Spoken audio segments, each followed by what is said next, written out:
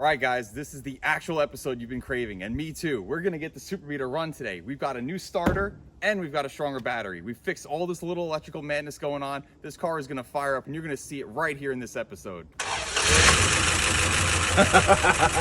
we go. Yeah! There is no time to waste here, guys. I am so excited. Been thinking about this all week. Let's go, Charger. In order to accomplish our big, exciting goal for the day, we're gonna have to replace this starter. So, as many of you guys saw last time, it was just not cranking fast enough. The old starter that was in there was not working, and I thought maybe it could have been still fine. We went through and cleaned up all the electrical connections. We got rid of any doubt that it could have been anything else but the starter. Certainly, I could have started off by changing the starter, but you know what? I like to be methodical. I like to make sure everything else is checked off. We know that things are good where they need to be. So what we need to do in order to remove the starter is a few things. We've got to move the long tube headers out of our way. Potentially we need to jack the engine up just a little bit. I'm going to show you everything we need to do. Guys, so if you're not familiar with this little trick, I've done this on Hefty. I've done this on a few other cars. Alex's older Power Wagon. These Dakota starters, people call them. Basically because they went into Dodge Dakota. That's not actually the brand. They're just kind of some no-name, whatever brands. But these things, go to your local parts store. You could tell them a 98 Dodge Dakota with the 5.2 or 5.8 liter V8, and these are what you're looking for. And they're what everyone refers to as a Dakota mini starter because they're obviously a lot smaller, a lot more compact, and they spin a lot faster than the big chunky stock starter, which we're going to work to get out. So we've got this new starter. We're going to get this thing installed, but in order to get it in, we're going to have to move these long tube headers out of the way, potentially jack the engine up just a little bit, give us some room to pull that old big sucker out, and then we can have ourselves spinning over at speed and crank this engine finally. We're gonna need to get the car in the air. We can get underneath and access the starter and pull it out. Of course, being safe, using jack stands.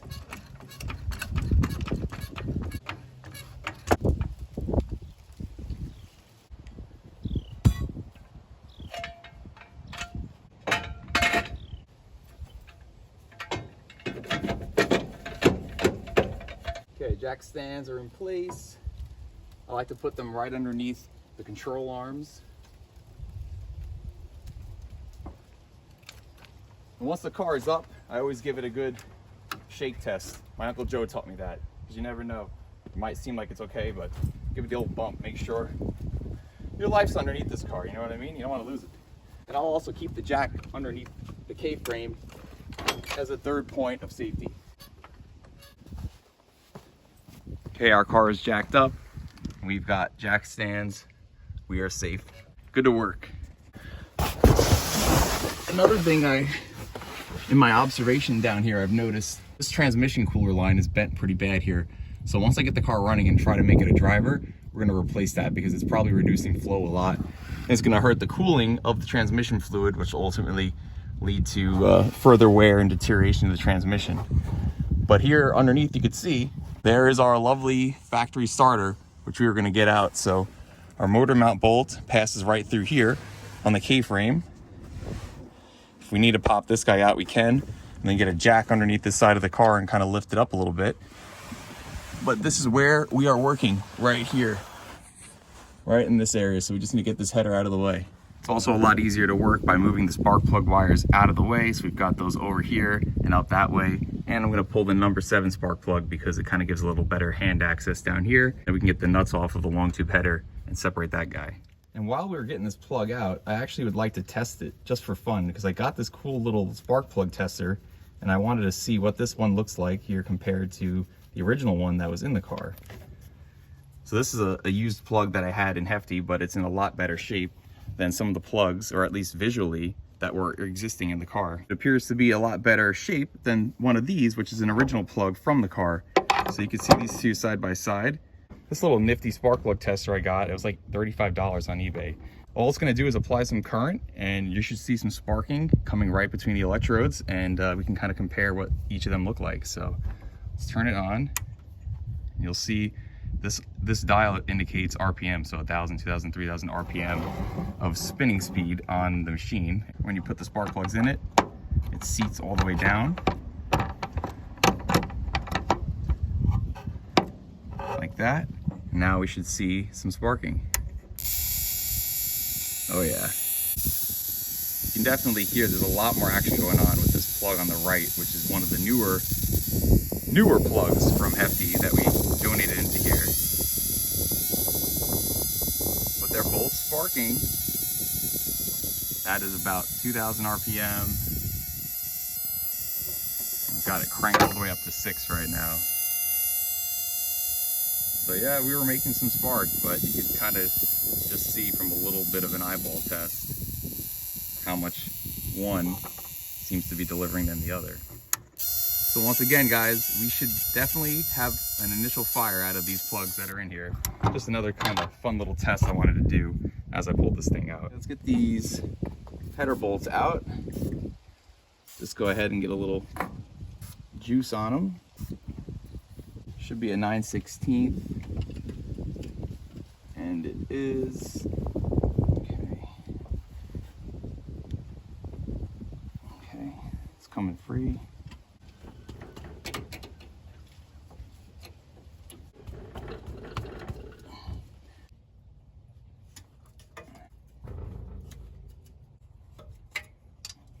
Move this header out of our way. And once again, I'm so excited to get this new starter in here. I know I called it out at the end of the video last time, and a lot of you were shouting it through your computer screens too. It's a starter, it's a starter. And yeah, that's what it was. But I definitely am glad I went through all the troubleshooting I did last time, just to be sure I checked all the boxes getting up to this conclusion. And I cannot wait to hear this thing run. Okay, so all of our header nuts have been removed. You can actually see the design of this is kind of isolating our number 1 here from 3 and 5 and 7. But let's see, this 3 and 5 is break free. There we go. Okay, so now the whole header assembly is moving off on the studs that are going through here on the side of the cylinder head. Let's get underneath, disconnect the collector, and then we can determine if we need to pop this motor mount bolt out to give us a little bit more room to swing this thing over and pull out that ugly old starter. Old cardboard boxes are definitely your friend in these situations too. It allows you to slide nice and easily under the car, in and out. And also keep in mind, working above you, all this crap is gonna fall into my eyes, so I should put some glasses on. Free over here on the header itself. And then we can have this thing isolated and swing her out of the way. All right, that's kind of what I expected to happen there. This one had to use a bunch of torque on it, and it broke because these bolts will get a little bit brittle and rusty being on these headers. So we've got more hardware in the garage. We just got to get these other 2 off, but that'll happen. Okay, and I allow my wrench to rest up against the bottom of the transmission pan to act as a counter leverage. So now I got this guy free, 1 to go. Okay, I was able to get that top one free pretty easily, and we are free here too.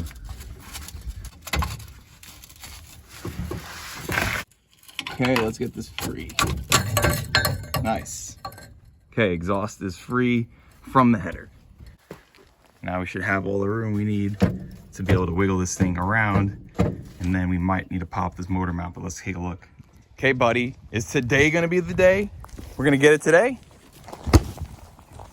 Not with that kick. Odie boy, hell yeah. Go get it, buddy. Oh man, Odie, oh man.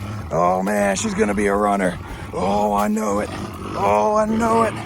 Whoa! All right, guys, at this point, the header is free from the exhaust, and you can see as we swing this, it's still not gonna be enough room to get us access to these bolts and get this thing out of here. So we're gonna have to pop out this motor mount bolt, which passes right through here. Won't be too hard. We'll just get that loosened up, get our jack kind of where we're laying right now, and carefully lift up on the side of the engine to give us more room. Another thing I noticed really quickly too, the speedo cable, that right there is no good. So we definitely want to make sure you protect stuff anytime it's around headers. So let's get this motor mount bolt out.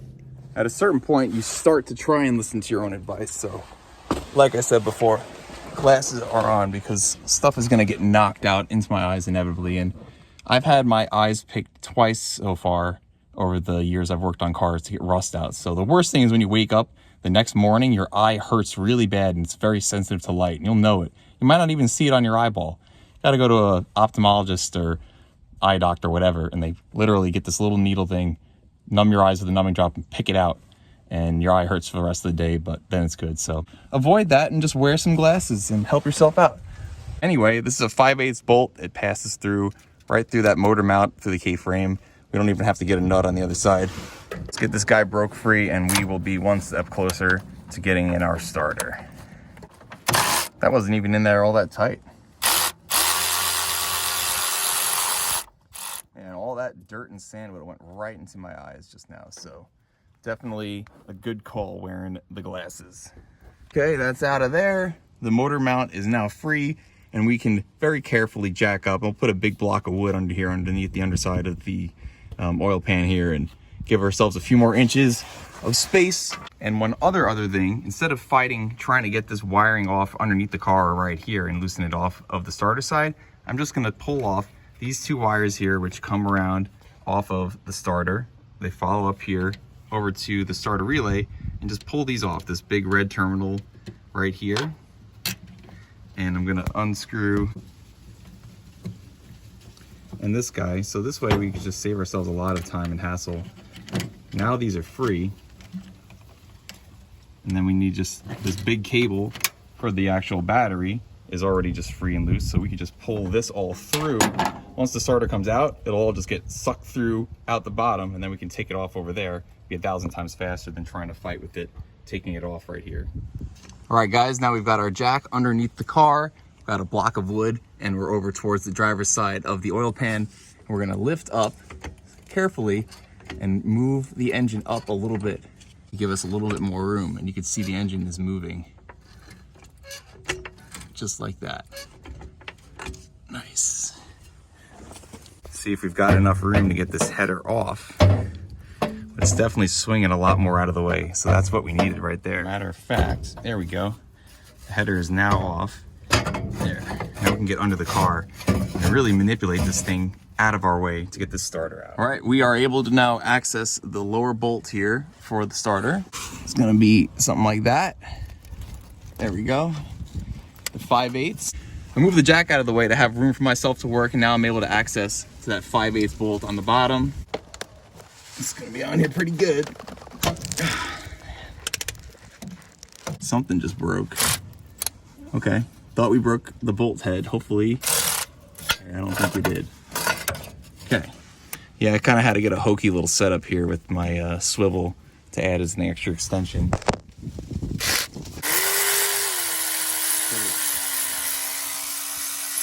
Sweet. So the lower bolt is out for the starter. Just gotta get this top one. Let's go take a look. I think I'm gonna stick the jack back underneath the car so we can get a little bit more moving of this header, because you guys can see right there about dead center on the screen. It looks like we've got a nut on a stud. It's gonna be kind of annoying. We're gonna have to get that from the top side here through this area between the headers. So I'm gonna have to get a little bit more room to kind of work right down through here and get that nut off, and then we can get the starter out. Okay, now with the jack back underneath the block, giving us a little bit more room, we've got the space we need. Got a 5/8 wrench right there on that nut. And obviously I could pull these plugs out, which would probably let this header drop out and get out of the way, but we don't even need to go that far. We've got a wrench on it right now. We'll get it off. Nice. Well, that's righty-tighty, Frank. Lefty-loosey. Sometimes you gotta remind yourself of it.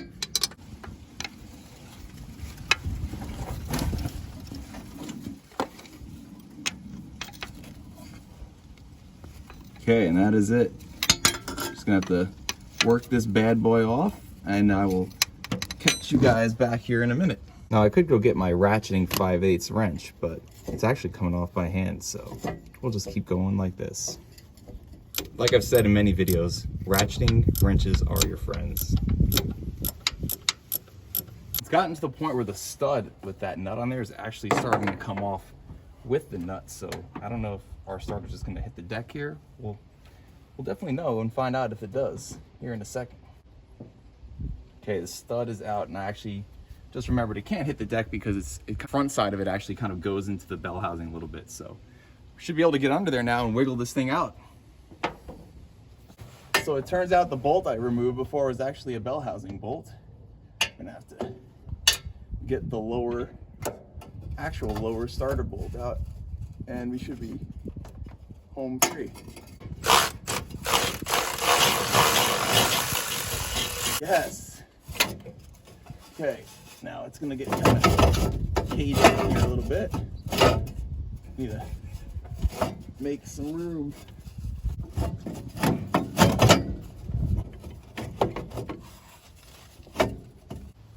And we're gonna get the header out of here, and we should be able to then get it out. So I've got to get these plugs out of the way.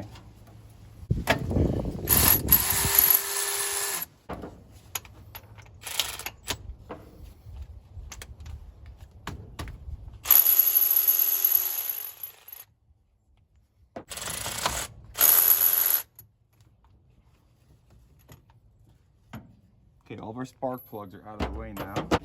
And get back under there and wiggle around some more.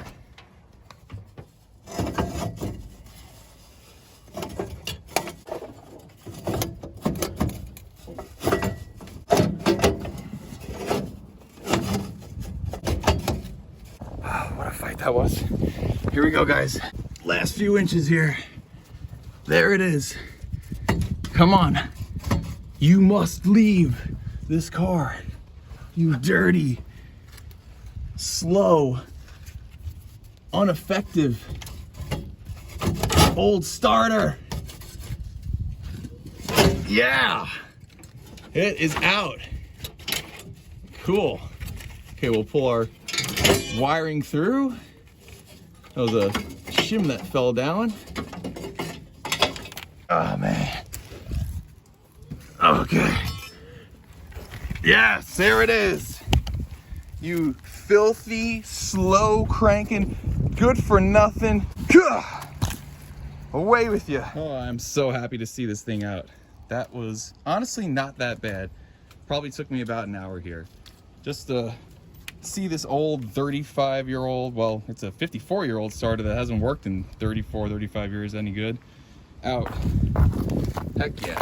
We just gotta save our lines off there and we're good to go. So just to recap, all you're gonna do is loosen up your header bolts here on the side of the cylinder head, get a little bit of room there, get underneath, disconnect your exhaust pipe from the header collector, come underneath the car, pop out your motor mount bolt, get underneath again, jack up the driver's side of the engine, get some room, disconnect your wires, and then you just have to fight a little bit, wiggle in here and there, and out comes that starter.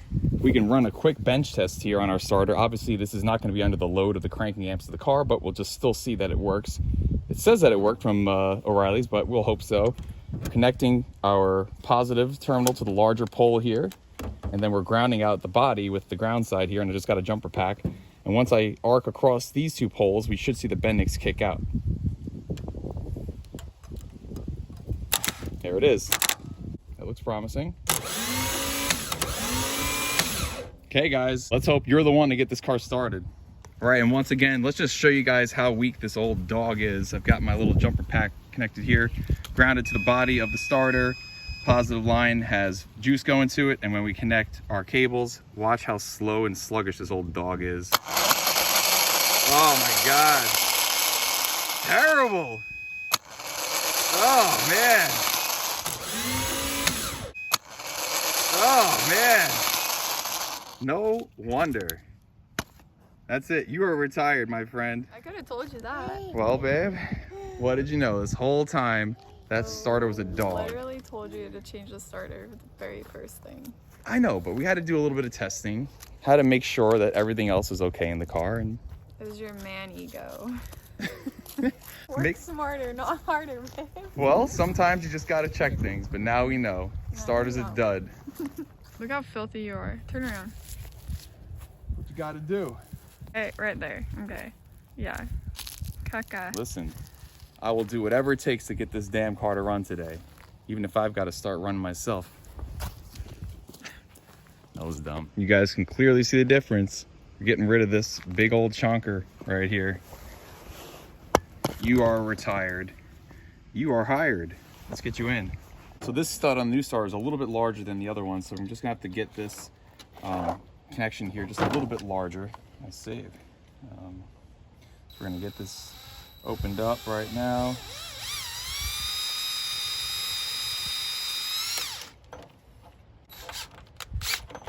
I'm gonna step up one size larger.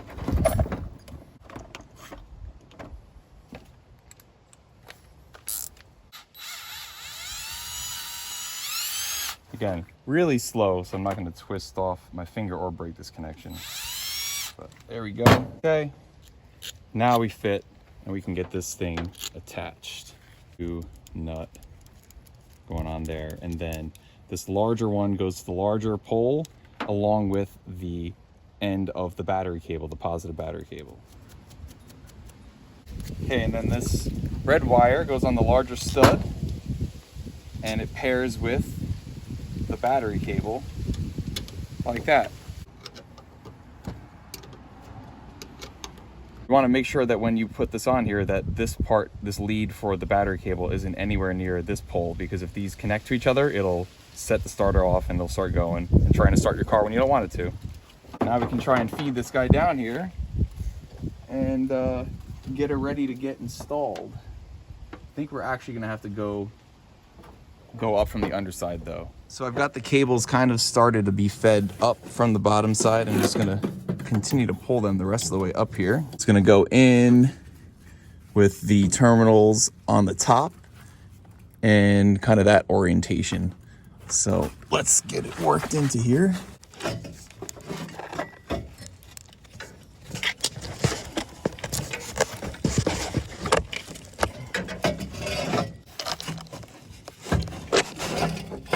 There she goes up into the area. Okay, got it started down here. Finish the job from the top side. Now I'm just working it into where it needs to be, into the bell housing. And might go from the underside to finish that.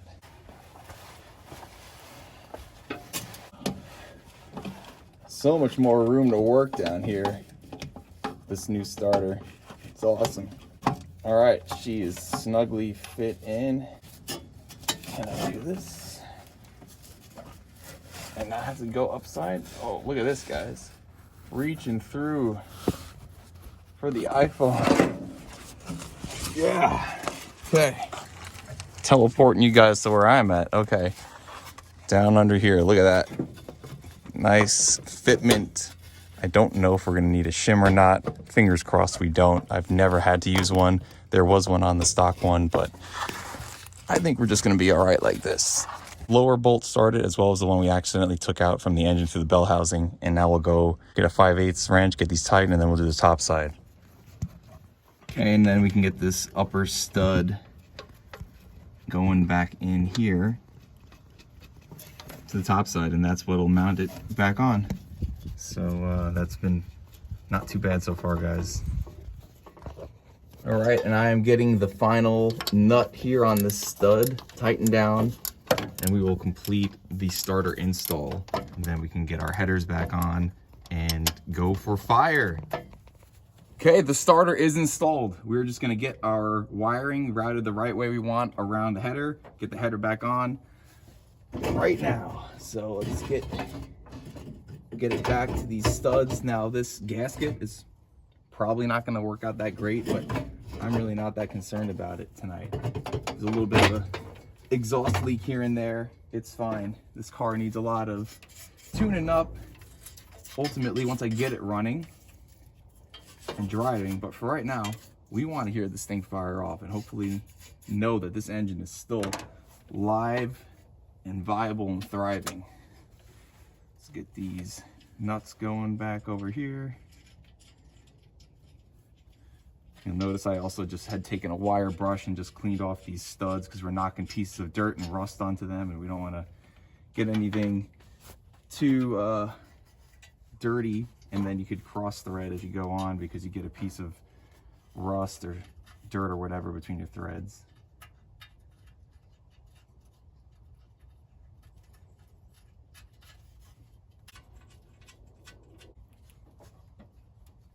We'll route this wiring harness that goes to the starter relay, maybe like this. We just don't want it getting caught up in our steering linkage either.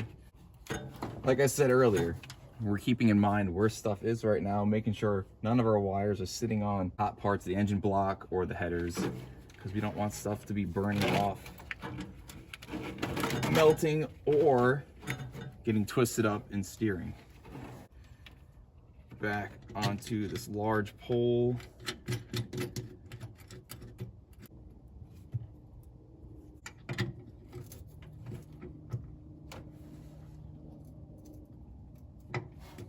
Okay, those wires are reconnected here on our glorious little starter relay.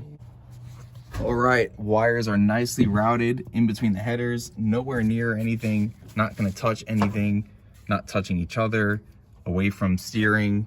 Even got this wiring harness caught up in this factory holder, and I've got a surprise for you guys. That is the cable going back to the trunk mounted battery. I'm gonna prove to you guys that trunk batteries work, and it's not gonna be the problem. So I went ahead and made a bold call, and I'm putting it back to a trunk battery, because that's how this car was, and I wanna keep it going like that. So we're connected back up here, so we're ready to get our plugs back in and pretty much go for fire. The rest of these spark plugs out. Let's give them all a quick little run through on our plug tester.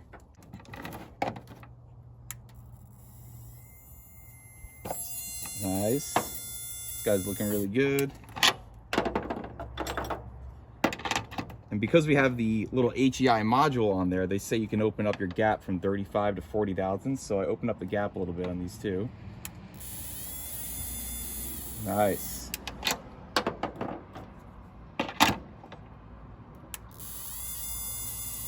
Oh yeah.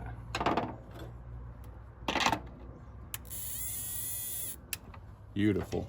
That is just fun. I love that. Really cool. Fun little tester.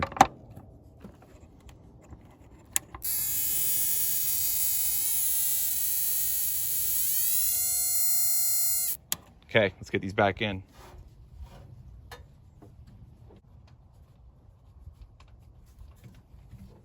Getting these little header nuts on here too. Heck yeah. All right guys, now I'm gonna release the engine back down.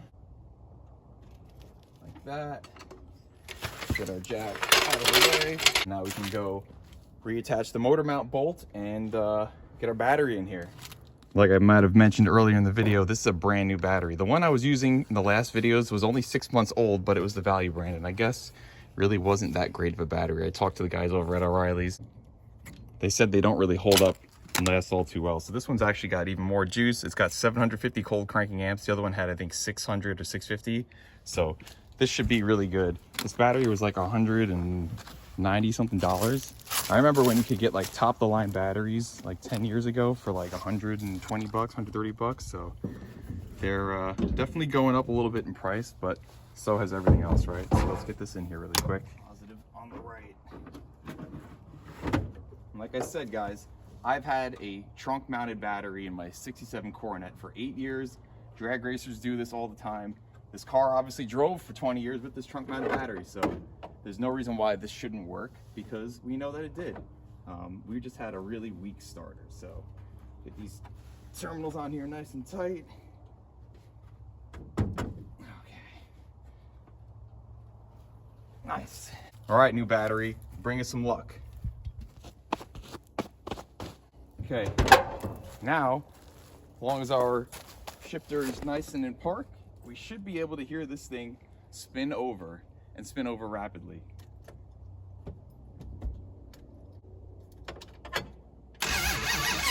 Yeah! Nice. Okay, let's get the borescope down cylinder number 1 and make sure that we are in time. Okay, so simple check. Just pulled out the number 1 spark plug. Our number 1 wire right here, we traced back all the way to distributor cap. So right here, our number 1 wire, which we know is lined up pretty much with the little pigtail here for the wiring harness. So right now, the rotor is just before number 1. It's kind of on number 2. It's coming up to number 1. So we should be seeing this piston near the top or at the top dead center of its compression stroke. So let's go ahead and take our borescope down there and take a look. Here we are coming into number 1 spark plug hole.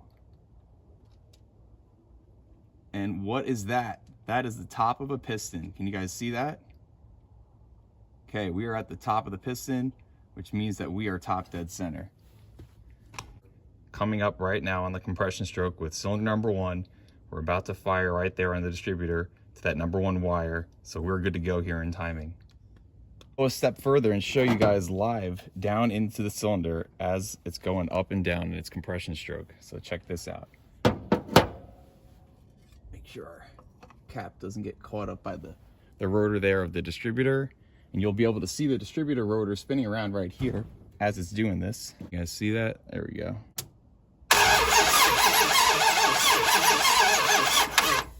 Okay guys, let's give this thing a fire. I realized I might have even kind of missed the moment there, the excitement for the fact that I got the starter to work, which we just saw it works and it cranks the engine over a lot faster.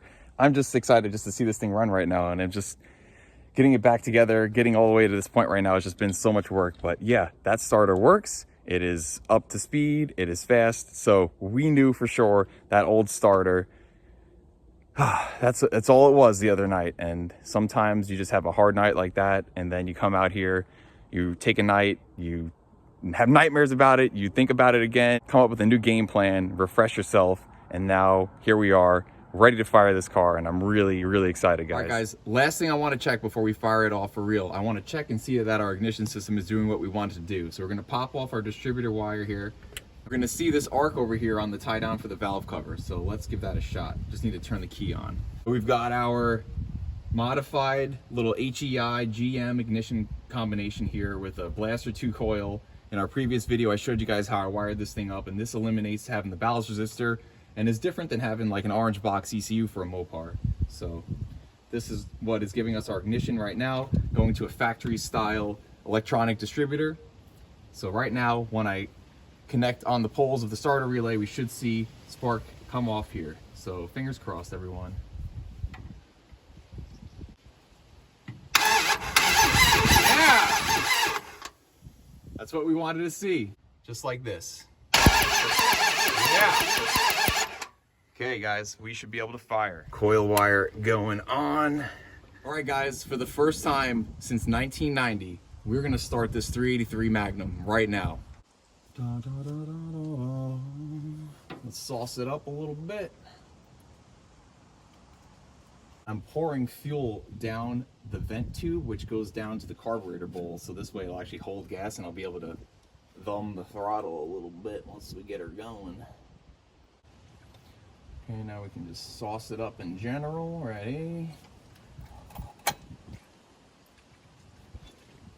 Okay, everyone. It's been a long time coming. Wish us luck. Okay. Might be 180 out with the way that sounded. Let's retard it a little bit. Okay, too retarded. Advancing.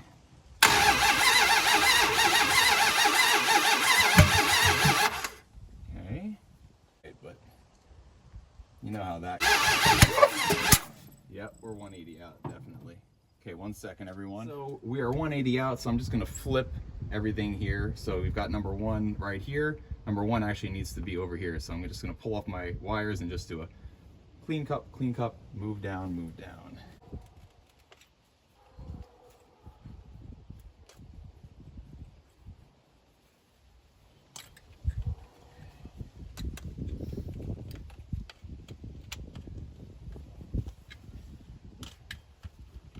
Just pop them off, just go. So 1, 8, 4. That's number 7. Okay, now we should be in the proper firing order. Plug up this vacuum advance to eliminate a little extra vacuum leak there on the carb.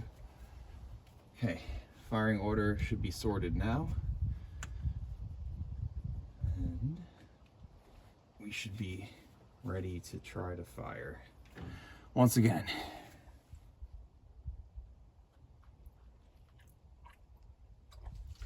Here we go, guys. Let's do it.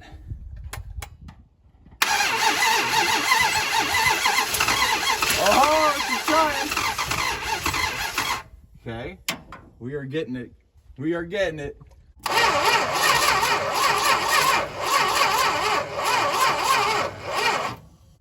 get a little more fuel in there. Yeah, buddy. Sauce it up. Let's, I don't know. Let's advance it just a hair. Let's see what we get.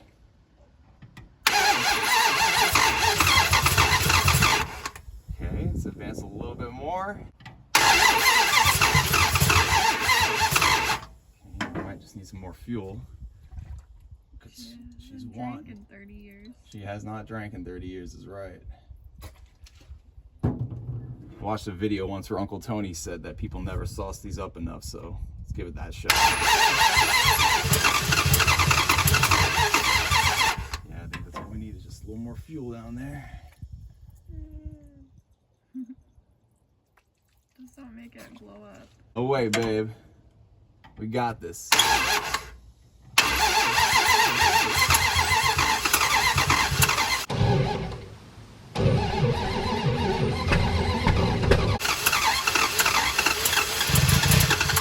It's so close. Come on, old girl.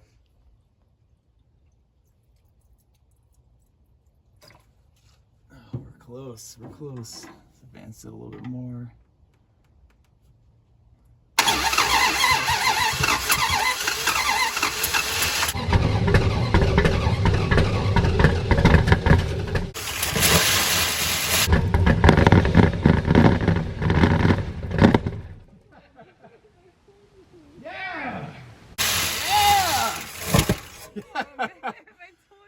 Yeah! She's alive!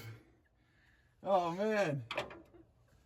Oh man. She's actually really quiet with that factory exhaust. Oh man.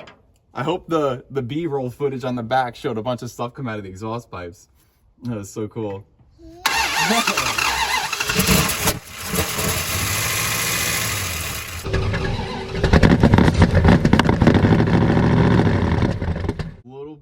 Still a little too retarded. Dogs. Oh, that kicked right off. Okay. Get a little more gas down there. Yeah, buddy. We're doing it, dude. Lock in this timing a little bit because she seems to like that. Ready? Yeah! She runs right on her own. Wow, that's smooth. You were echoing through the woods. I love it. Listen to that happy little valve clatter. Yeah, little girl.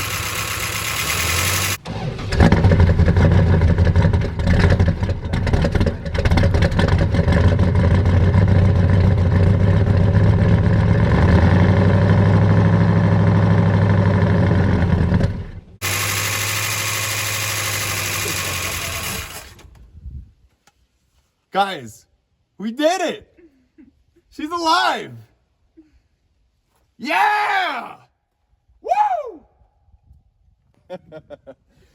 We did it! Oh man, that is so exciting. The dogs are happy too. Man, I just, I don't know what to say other than, wow, that was so cool. And as much as I want to run this car a whole lot more, I really want to do an oil change because I don't want to run it too much on that 30-year-old oil in there. So let's drop the oil real quick, then we can get this thing running a little bit more. But you can see she just kicks right off when I hit that starter relay, not even having to give it any throttle. It's just wanting to run. So freaking cool. This is awesome. Oh man, you guys, if that doesn't freaking say America, hell yeah. Oh, I'm so excited. Let's come over here and grab us an oil filter and drop that oil. Okay, we need a Wix 5151. 51515. These are great filters. There's no fram going on in this thing. Hell no. These filters are awesome, and this is going to be this car's first oil change since probably 1989. I also like to add a little bit of Lucas Oil zinc to the oil as well. So it helps give a little extra protection to the cam and all those old components. This should be the recipe here, guys. Hell yeah. Let's do this oil change. All right, guys, let's get underneath and see what this oil looks like. Hopefully there are no shiny shinies going on. You can see that this thing has not been cleaned off in forever. Don't want any gunk to fall down in there. Okay, trusty adjustable proto wrench.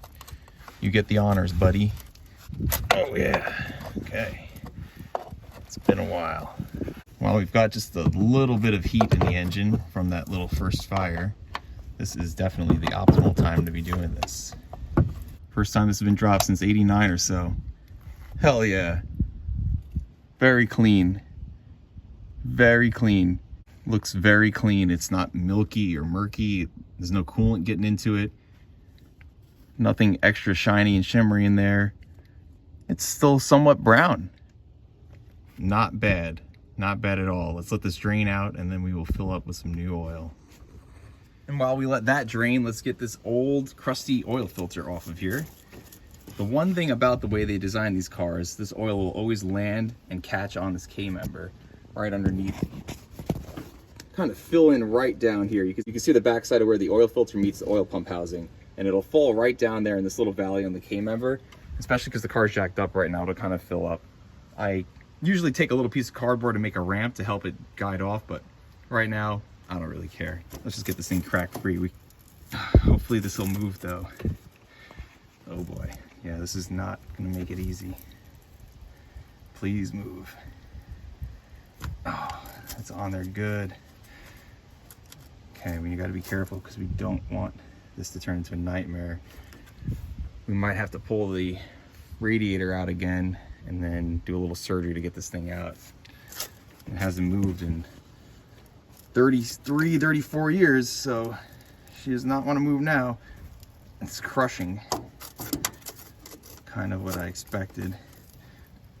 Oh boy. Yeah, it's on there good. Damn. Let's try another wrench.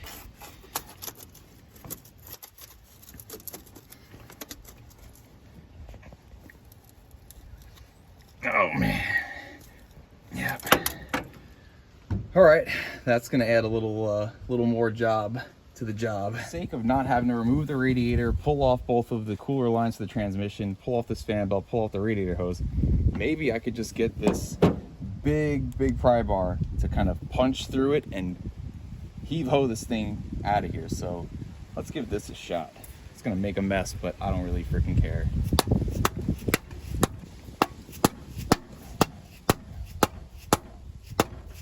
Okay, you have broke through the oil filter. Never done this before, but maybe it'll work. I don't freaking know. Probably gonna have to beat it through the other side, so this way it kind of comes through it, and then we can kind of angle it. A good idea in theory, just not in application. So we're gonna have to pull the radiator and do all the other crap we didn't want to do. So, all right, we'll be back. Honestly, that wasn't too bad. All I had to do was just pop off those two lower lines really quick. This one actually right there. The radiator hose is off. And since this car has no coolant in it, that's where this is a real nightmare, is if your car has coolant in it and you got to drop this, you lose all your antifreeze. It's going to just be a mess all underneath the car, crap all over your feet. It's just a mess. But right now, this is super easy. So let's continue on, because I am determined to hear this thing run some more. Like I said, I want to get some good oil in it. She deserves better. This old girl. Okay. 22-inch radiator coming up.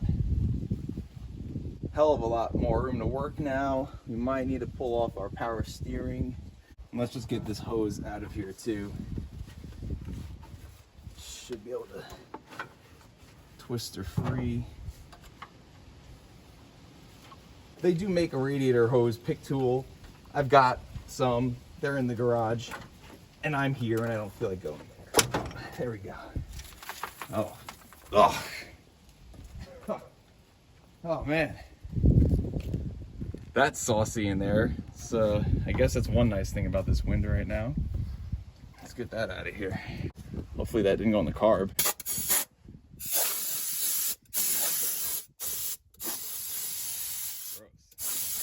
Gross. Now we need to get this old devil out.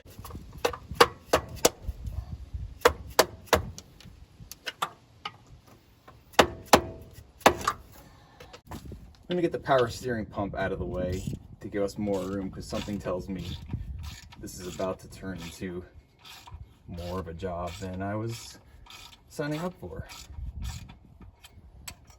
That's just part of the game, guys.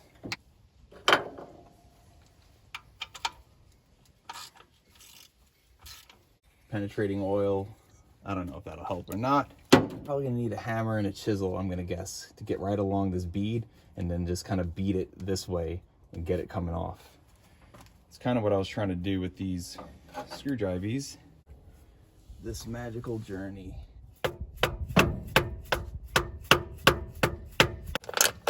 Okay, we just got a little more of it out now.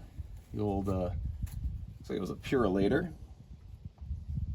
And we'll see you later.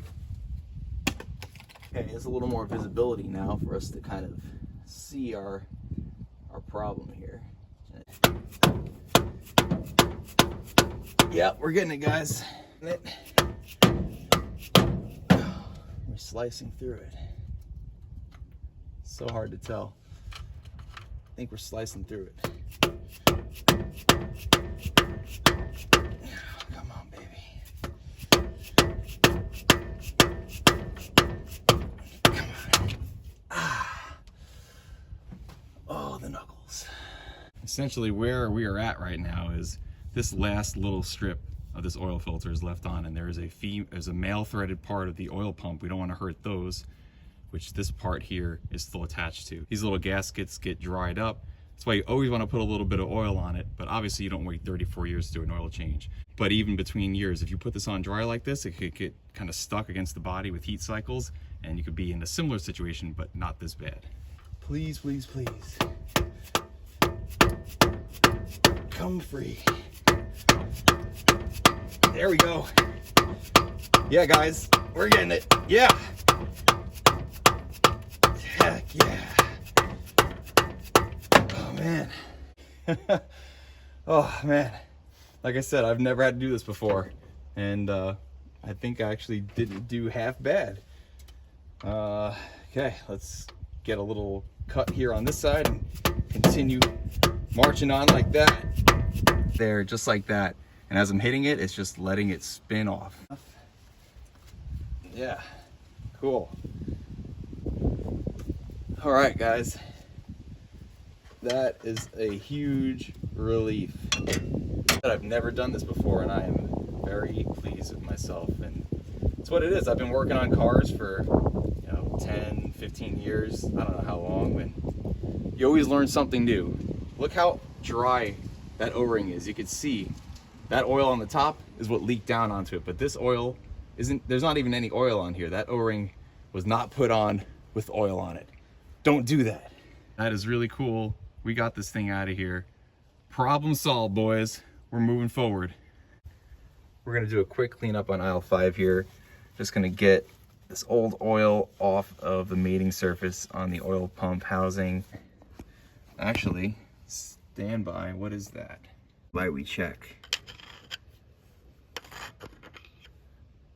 What is this? Some old sludge or something.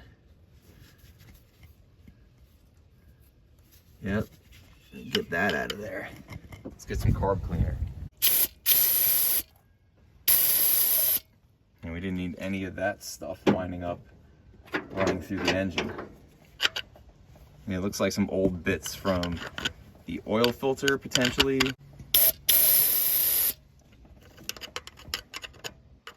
And clean all this.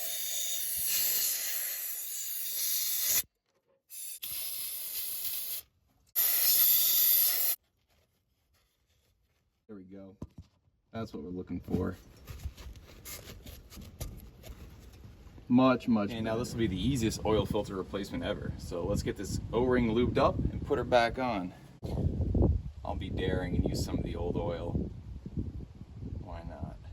See that right there? Nice and lubricated. Now when I go to take this off next year, she will come off. Now I'm even gonna put today's date on it. 20 December. 17,300 miles. And no, I'm not pre-filling this oil filter because it's going in horizontally and it will fill up within nanoseconds of this carburetor. The only oil filter I ever have pre-filled is on my Cummins because it actually goes up from the underside and you can hold oil in it. But like this, it's just going to dump right back out again.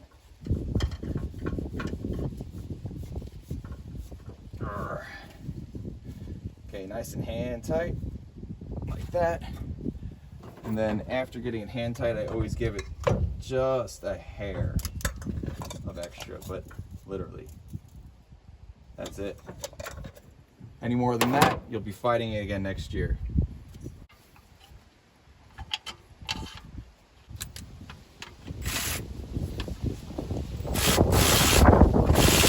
We want to make this thing drive again, so let's get some power steering while we're at it.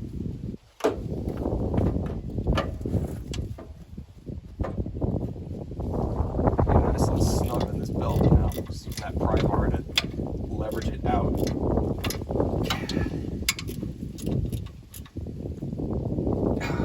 Nice.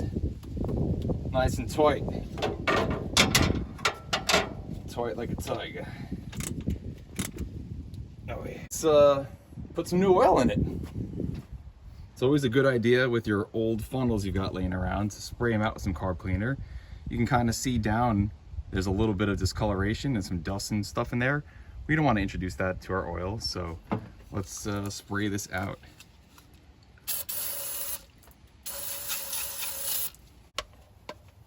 And another thing, I'm just surprised these old plug wires still let it fire too. They're so like dried up and crusty. Definitely going to replace them. You guys saw in the last episode I've got a new set of plug wires, but we'll make it go. No precision pour tonight. That's okay.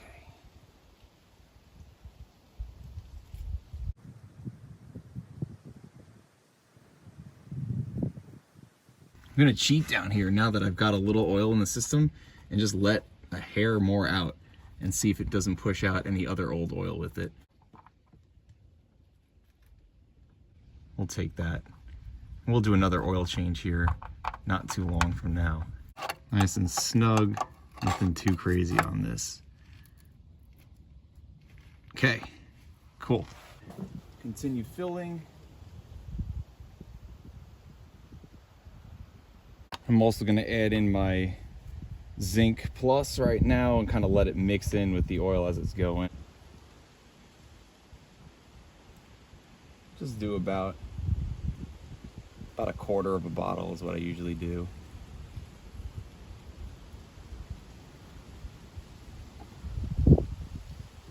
I know that there's more chemistry to it than that. Just finishing up our oil right now. Should do it. Let's see how we did filling up. Nice. And it looks like we are a hair above full, and once we actually run it and that oil filter fills up, it'll go down a hair, so this will be good enough to get us started once again. Let's do this. I want to hear this thing run a little bit longer, and I know you do too. Radiator going back in. For tonight, let's just get it running again. This radiator hose on here and attach our coolant lines for the transmission, and we're good. Hey guys, I want to do something that hasn't been done with this car in 34 years either, and go inside the car and start it from there. So let's do that, because that would be really freaking cool. Let's try it.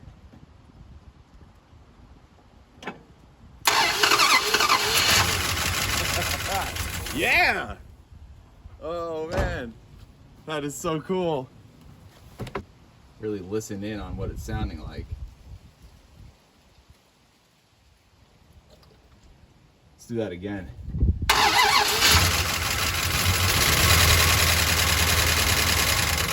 Man, you guys, sounds good. Sounds really good.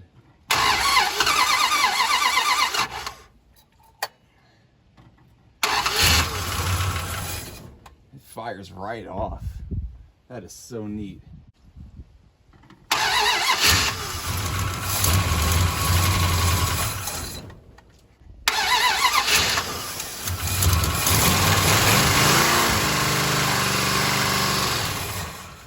She sounds sturdy.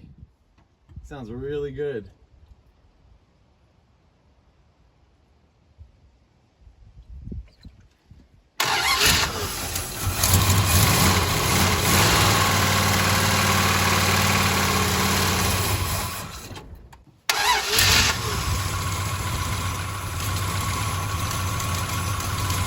So quiet too.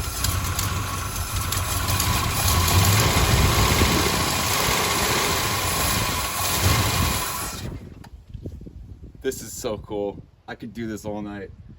Oh man.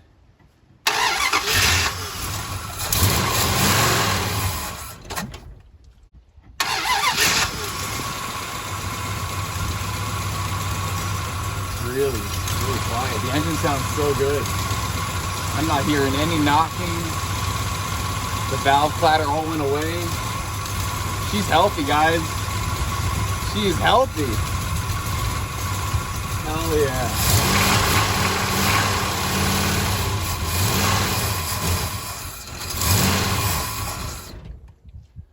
Wow. Tell you what, I haven't worked this hard on a car in a long time. Makes me proud, honored to get this thing going again. And all the little trouble that we had along the way, totally worth it. Like, this car hasn't ran since 89, 90, somewhere around there when it was parked. And holy crap, that is so freaking cool. That is an original 383 Magnum in a 1971 Dodge Charger Super Beat. They built 5,054 of these things, and I've got this car running here on my lawn the first time since 1990.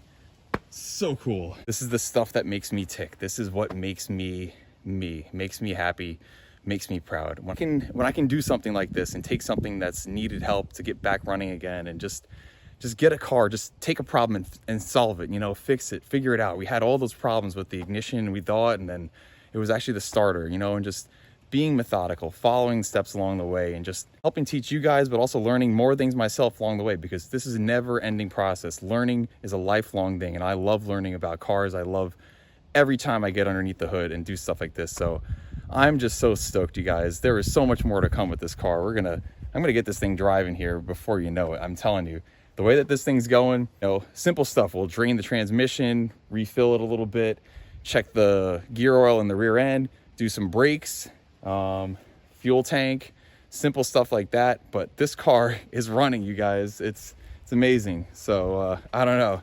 Let's do one more fun thing though. Actually, let's do one more fun thing tonight. And after running, we're just a hair in the middle of full and add, so we're just gonna add it up. A little precision pour right here for you guys. Kind of cheated though, because this bottle was already half empty.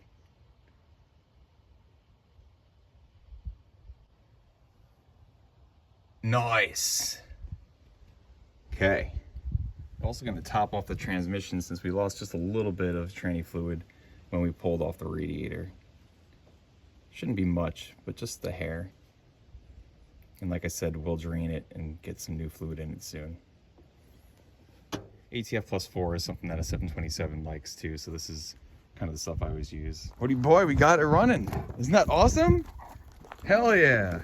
My dogs, they're excited. Let's get the car back on the ground, and I'm gonna jack up the back tires, and I'm gonna try and get this thing running and see if we don't get it going into gear, because we don't have brakes right now. We've got an e-brake, but we don't want to crash the car. But can we see if the car will go into gear and move the rear tires and actually get inside and maybe see if the tach still works and other cool stuff? So let's do that. Thank you, car, for not falling on me today and crushing me.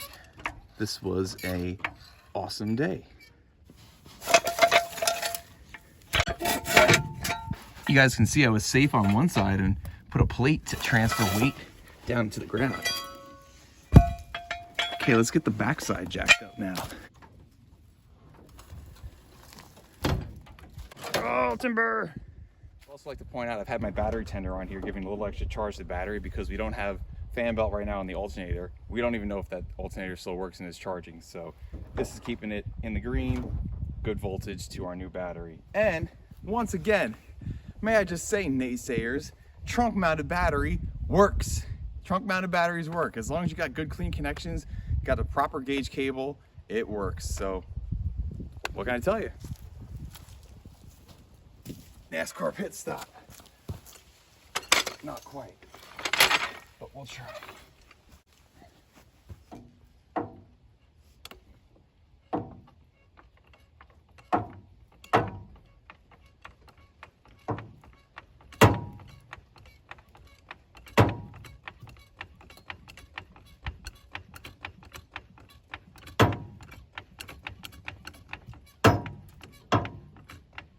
So let's see now, can I get this car in gear and get these tires spinning?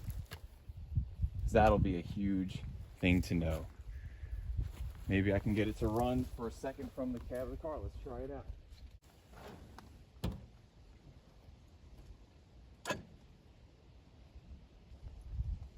Let's put our lights on too, just for fun.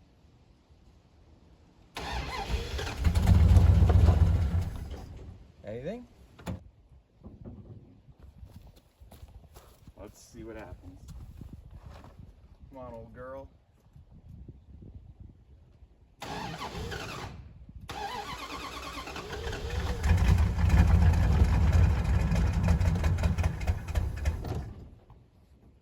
Oh man, I got the freaking e-brake on.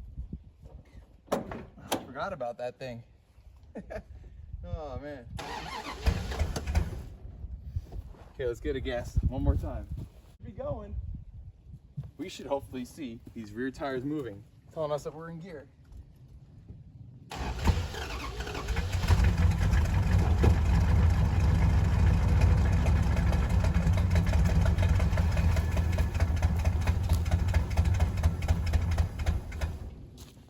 Oh man, I don't know. I don't know if it was in gear or not. It sure sounded cool though, huh? Okay, let's give that one more shot. We've got 3 spinning tires. Okay, let's see what we can do. Let's go into gear.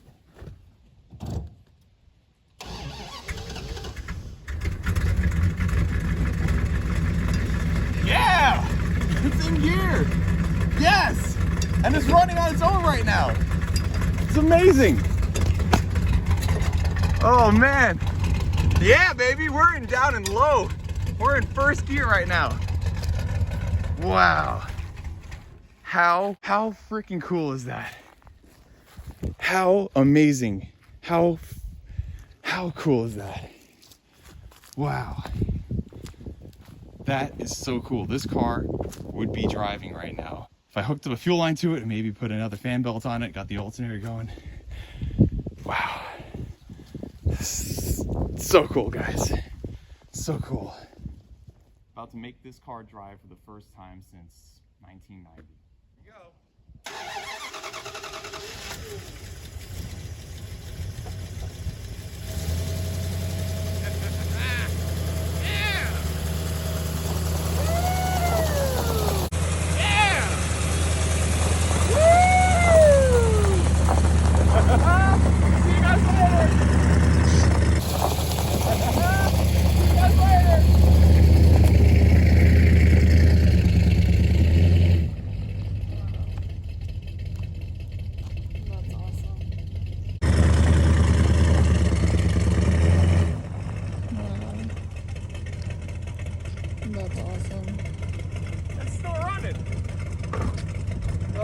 Freaking cool is that? Guys, this car is something else. She sounds pretty good. Old stock exhaust. Man, what a champion. I got nothing to say to you guys other than hell yeah. Yep, she's still going. Charger, you are a freaking beast, girl. Woo!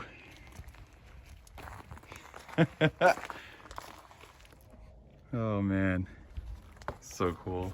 What do you think, babe? It's pretty cool. It's pretty damn cool. You got to drive it now. Not until that interior's changed. Well, we've got new vinyl to fix that, babes. Hell yes. Oh man, I am beside myself. Also, the Sun Pro Tack still works. The factory one doesn't. We'll get that all fixed. Got to get the air grabber ram charger hood to work, because that is obviously the coolest factor of the whole car. Got some vacuum lines to fix over here, but damn guys, too freaking cool. Thanks for the support, babe. Mm-hmm. It's cold out here. Yeah, it is. So cool. Iowa winters. True. Crazy out here in Iowa. I don't know. Any closing thoughts? I asked you earlier if you were going to be out here till 10 o'clock, and you said no, but it's 11:48, so. Okay, well, I wasn't wrong. I was out here till 10. No, Not 10, you 11. said you'd be at like 3 or 4. True, but you know, we PM. had a lot of advancements tonight and a lot of improvement.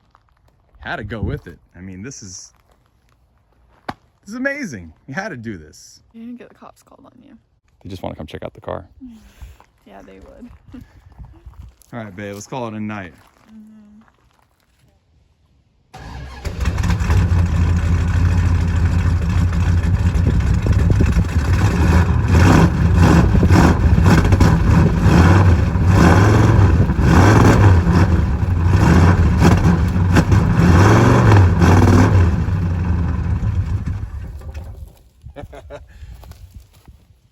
That is the coolest thing ever.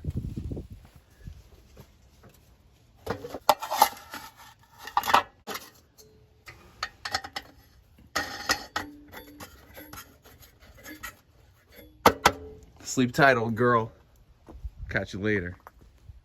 Well, guys, that was absolutely incredible. I could not be happier with tonight. And all that work we did leading up to this, as frustrating as it was to not get it to run, definitely so much that I learned working on this car over the last few weeks, and so much more to do. Like I said, you guys, gonna finish up the interior now, get it looking nice and pretty, gonna clean up the paint, go around and polish up the chrome, fix little things like the exhaust tips not matching in the back, and the hood pin tie downs being broken, and just get the the wiper motor to work, and the air grabber ram charger on here to work. Just all the cool little stuff, but the big stuff is out of the way. It runs, it drives, the engine sounds good, it's not locked up, it sounds great. It's really freaking cool. I love this, and I love sharing what I do with you guys, and I look forward to more episodes like this. So nothing else I can really say tonight. Tonight is a victory for all Mopar car guys, and I hope you enjoyed it.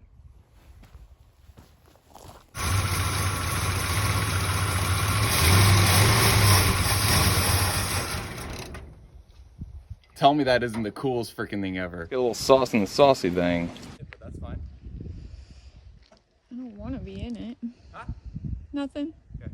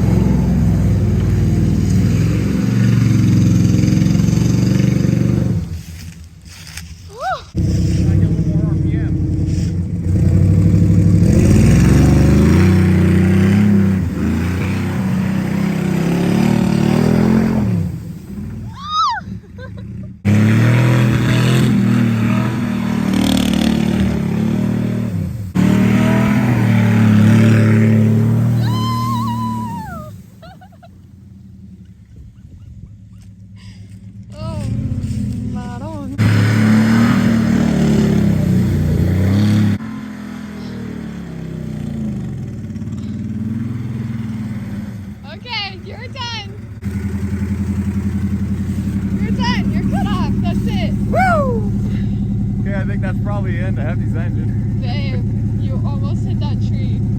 The key word is almost. She's warm. Oh, it's misfiring, all right. Fun though.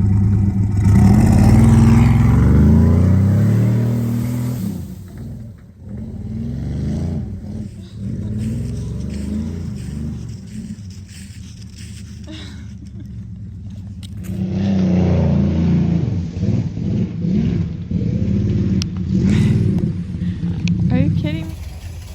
I got nothing to say to you guys other than hell yeah. Thank you for watching, and we'll see you on the next Wild Finelli Restorations video.